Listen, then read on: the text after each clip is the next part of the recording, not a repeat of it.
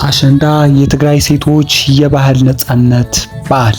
አሸንዳ በትግራይ ሕዝብ ዘንድ ከፍተኛ ባህላዊና ማህበራዊ ትርጉም ያለው የሴቶችና የልጃገረዶችን በዓል ነው።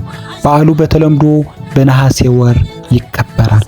አሸንዳ የደስታና የመዝናኛ በዓል ብቻ አይደለም። የሴቶች ድምጽ፣ ነጻነት፣ ማንነት፣ ውበትና የትውልድን ባህል የሚገልጽበትን ልዩ በዓል ነው። አሸንዳ የሚለው ስም በትግራይ የሚገኝ አረንጓዴ ሳር ስም ነው። ልጃገረዶችና ሴቶችም ይህንን ሳር በመሰብሰብ እንደ ጌጥ ወገባቸው ላይ ያደርጉታል። ስለዚህ አሸንዳ የሚለው ስም ከበዓሉ ዋና መለያዎች አንዱ ከሆነው ከዚህ ሳር ጋር ይያያዛል። በዓሉ በነሐሴ ወር የሚከበር ሲሆን ከኢትዮጵያ ኦርቶዶክስ ተዋሕዶ ባህል ጋርም ጠንካራ ግንኙነት አለው። በተለይም የፍልሰታ ጾም መጠናቀቂያ የእመቤታችን ቅድስት ድንግል ማርያም ዕርገተ ሥጋ መታሰብ ከበዓሉ ጊዜ ጋር ይያያዛል። ነገር ግን አሸንዳን መሰረቱ ሃይማኖቱን በዓል ቢሆን ለትግራይ ሕዝብ ጠንካራ ባህላዊና ማህበራዊ ትርጉምም አለው። በበዓሉ ዋዜማ ልጃገረዶችን ለበዓሉ ይዘጋጃሉ።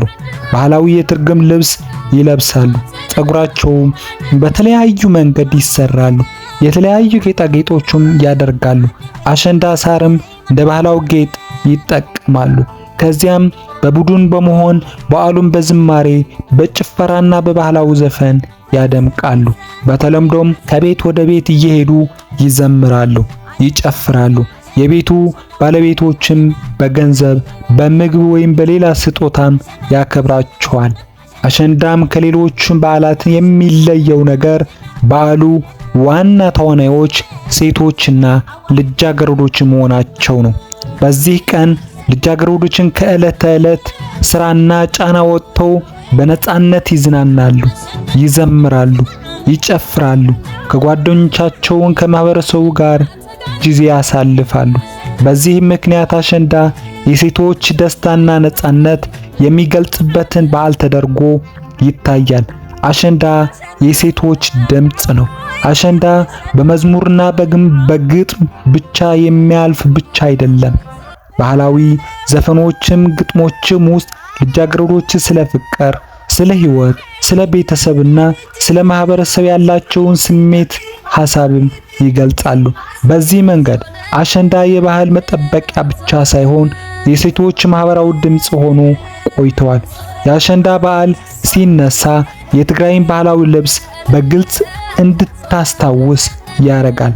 የተለያዩ የባህል ልብስ፣ የአንገትና የጆሮ ጌጣጌጦችም፣ የፀጉር አሰራርና አሸንዳ ሳር በአንድነት የበዓሉን ውበት ይፈጥራሉ። ይህም ባህላዊ ልብስና ጌጥ ከትውልድ ወደ ትውልድ እንዲተላለፍ ያደርጋል። አሸንዳ በትግራይ በትልቅ ቢታወቅም ተመሳሳይ የሴቶች ባህላዊ በዓላትን በሰሜን ኢትዮጵያ በተለያዩ ስሞች ይከበራሉ።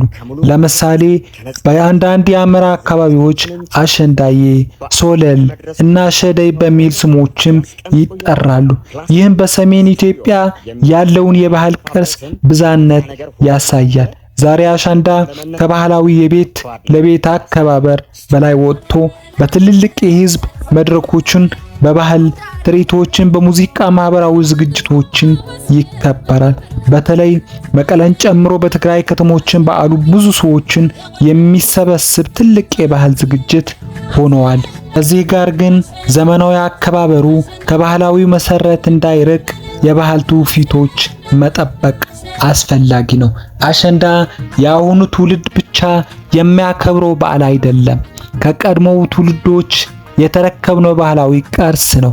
በመሆኑም የባህላዊ ልብሱን፣ የዘፈንና የግጥም ባህሉን፣ የዳንሱን፣ አሸንዳ አሰራርና ሳር አጠቃቀሙን እና የበዓሉን ማህበራዊ መልእክትና ለቀጣዩ ትውልድ ማስተላለፍ የሁላችንም ኃላፊነት ነው። አሸንዳ በቀላሉ የሚታይ የዳንስና የደስታ በዓል ብቻ አይደለም። አሸንዳ ታሪክ ነው፣ ባህል ነው፣ ማንነት ነው፣ የሴቶች ድምጽ ነው፣ የትውልድ ቅርስ ነው።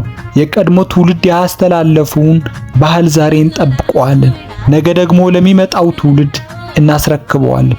የዛሬ ዓመት በትግራይ ውስጥ በተለያዩ ምክንያቶችም ጥሩ ያልሆኑ ወሬዎችም አሉ። እሱን በቀጣይ ገልጽላችኋለሁ።